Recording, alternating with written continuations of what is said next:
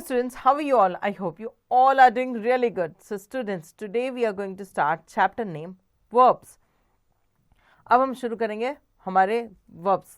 ठीक है, verbs क्या होते हैं? जो भी एक्शन वर्ड होता है, जिस पे भी हमें हमारा काम करने का, हम क्या कर रहे हैं ये पता चलता हो, इसे हम कहते हैं verbs. ठीक है, now look at the sentences given below. Number 1, खुशी bought a house. Number 2, Reena purchased a car. Number 3, the horse kicked the boy. In the above sentences, the colored words are action words and they are called verbs. So ये क्या है, हमारे action word है जिससे हमारे काम के होने का, करने का पता चल रहा है. सो इन वर्ड्स को हम क्या कहते हैं? वर्ब्स कहते हैं. Action words are called verbs. They show some happening और डूइंग. सो एक्शन वर्ड जो होते हैं उन्हें हम वर्ब कहते हैं. ये हमें बताते हैं कि क्या चीज़ हो रही है या कि क्या चीज़ चल रही है. ठीक है.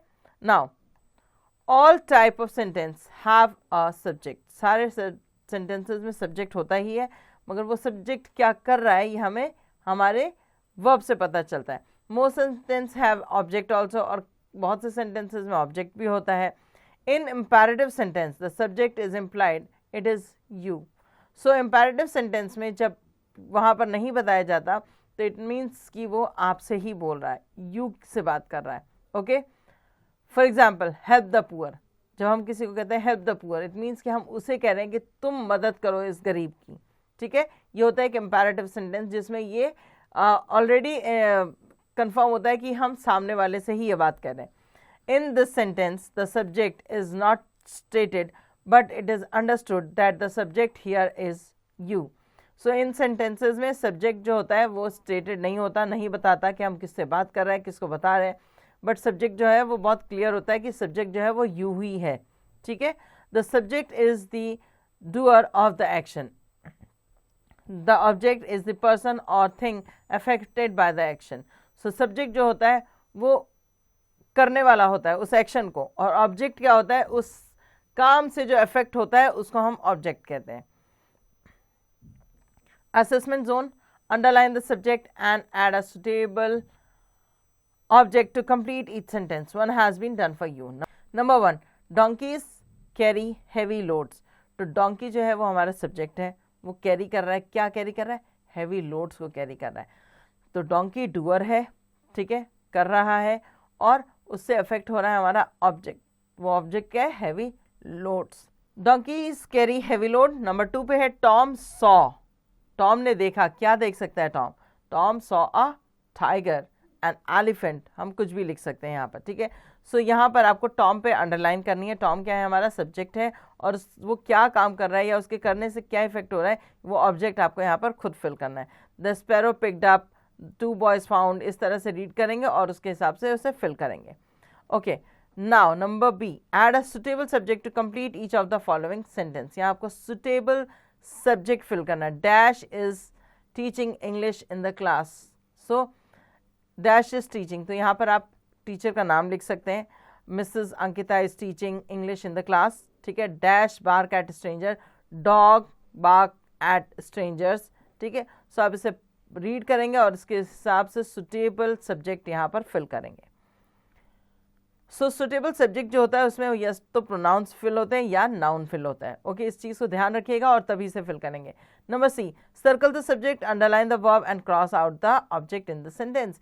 यहाँ आपको सेंटेंस में सर्कल करना है सब्जेक्ट जो काम कर रहा है, डूअर है, क्या कर रहा है उसको करना है आपको अंडरलाइन, और ऑब्जेक्ट क्या है उसको आपको करना है क्रॉस. जैसे नंबर 1 एग्जाम्पल, नंबर 1 जो क्वेश्चन है उसमें जय flu an aeroplane.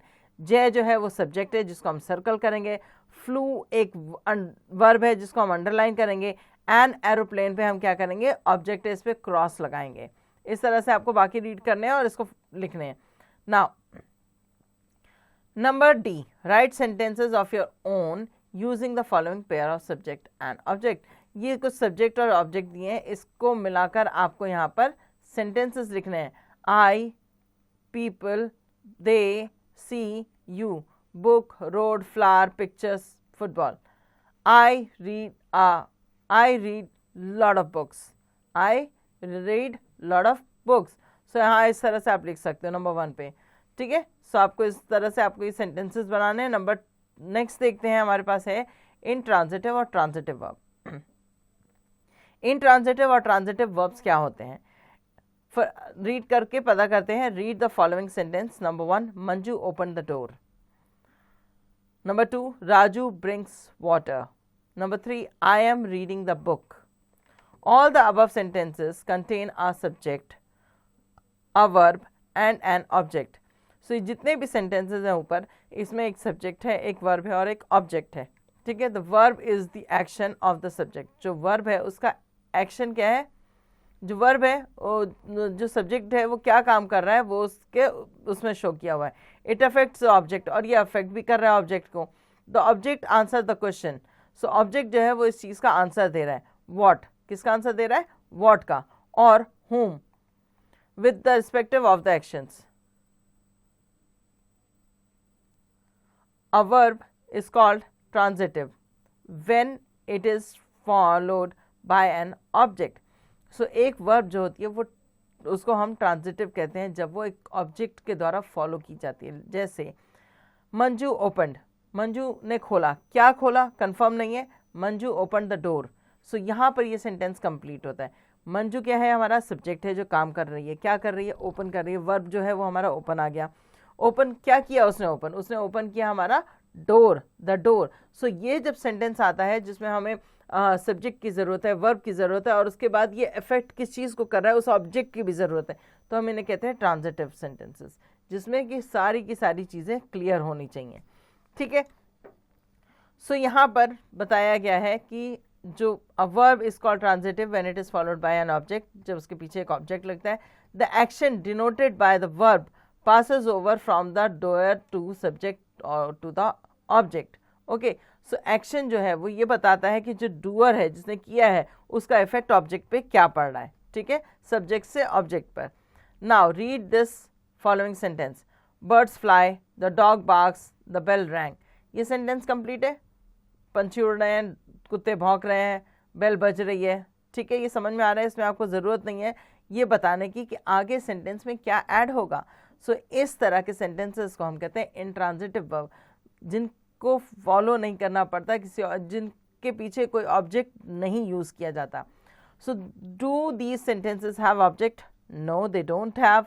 Okay, now these sentences end with the verbs, ये वर्ब्स पे ही ख़त्म हो जाते हैं। These verbs do not need object to give a complete meaning. In verbs को कोई भी object की ज़रूरत नहीं है ताकि ये पूरे meaning दे सकें, ये अपने आप में ही complete sentences हैं।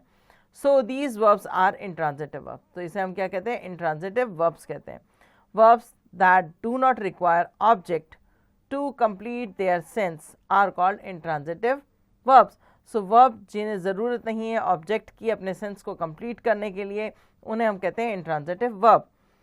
The action does not passes over to an object. यहाँ जो action है वो doer से object तक नहीं जा रहा। So the sentence is complete without an object. तो ये sentence जो है वो without object के भी complete माना जाता है। Assessment zone. Encircle the transitive verb and underline the intransitive ones. So आपको circle करना है transitive verb को और encircle और underline करना है intransitive verb को। Like जिज्ञासा drove a car. So यहाँ complete सेंटेंस है, यहाँ पर हमारे पास ऑब्जेक्ट भी है, तो हम इसे क्या करेंगे, ये ट्रांजिटिव वर्ब, इसे करेंगे encircle. Pankaj jumped over a wall, ठीक है, ये भी एक कंप्लीट सेंटेंस है। सो इसे भी हम क्या करेंगे, ये भी हमारा एक ट्रांजिटिव वर्ब है। सो यहाँ ट्रांजिटिव वर्ब जो है इनको हमें एनसर्कल करना है, और इन ट्रांजिटिव वर्ब्स को हमें क्या करना है, अंडरलाइन करना है। ओके, सो आप इसे रीड करेंगे और इसे फिल कर, इसे यहाँ पर मार्क कर लेंगे। नेक्स्ट है F. Read each sentence, right T for transitive and I for intransitive verb. जो सेंटेंस ट्रांजिटिव है उसके आगे टी और जो इंट्रांजिटिव है उसके आगे आई फिल करना है। The girl held her bag tightly. So जो बच्ची है उसने बैग जो है वो कैसा पकड़ रखा है, टाइटली पकड़ रखा है। सो यहाँ पर ये क्या है, हमारा ट्रांजिटिव वर्ब है। I can type this letter very fast, ठीक है, मैं ये लेटर जो है बहुत तेज़ी से लिख सकता हूँ। सो ये सेंटेंसेस सुन के आपको समझ में आ रहा है लाइक कि ये ट्रांजिटिव है कि इंट्रांजिटिव वर्ब से। तो यहाँ पर आपको इसे फिल करना है, यहाँ जो कॉलम्स दे रखे हैं उसमें। ओके, नाउ जी, use the verb given in the box A and transitive verb and those given in box B as intransitive verb in sentences of your own. यहाँ पर बॉक्स ए में कुछ ट्रांजिटिव है और बी में कुछ इंट्रांजिटिव वर्ब है, इनको लेकर आपको यहाँ पर सेंटेंसेस डेवलप करने हैं, ठीक है।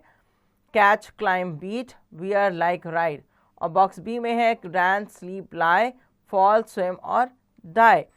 सो होपफुली बच्चों आपको चैप्टर समझ आ गया होगा, ट्रांजिटिव वर्ब और इंट्रांजिटिव वर्ब क्या होते हैं, क्या करते हैं और इन्हें पहचानने का क्या तरीका है, वो सारी चीज़ें इस चैप्टर में हमने आपको बताई। इससे पहले हमने चैप्टर में जो हमारे वर्ब्स थे उनके बारे में पढ़ा कि वर्ब्स क्या होते हैं, कैसे सेंटेंसेस में फॉर्मेशन होती है, क्या सब्जेक्ट होता है, क्या ऑब्जेक्ट होता है और क्या वर्ब होता है। तो होपफुली चैप्टर आपको समझ आ गया होगा। अब इसकी पेंडिंग एक्सरसाइजेज आप खुद से करेंगे।